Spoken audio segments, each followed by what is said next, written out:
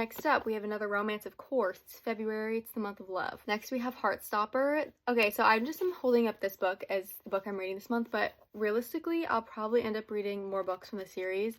I do have the whole series because I was like, you know what, I think this won't take very long to read because it's like a graphic novel situation. I watched the show and I love it so much. It's just the best vibes you could possibly think of, and it just makes me feel light, like I'm floating. And I love it. This is basically oh wow, it says it right on the cover. This is basically Boy Meets Boy, and it's like a coming of age sort of story. The main character, Charlie, he's kind of like more reserved. He has like a tight-knit group of friends. They were a really big part of the show. I'm not sure how much they're in the book, but I'm guessing they're in it a good amount. So it's just like Charlie and his friend group, but then this other boy who he has a crush on, but they start off as friends. Oh, boy becomes friends, boys fall in love. That's what it is. That's really cute and just wholesome and makes me happy. So I'm very excited for that. That's gonna be a great vibes. I love a book that makes me feel so happy and like peaceful, and I think that will be one of them. Next up, this is the last one, and this is the only like non-romance book of what I'm gonna be reading next month.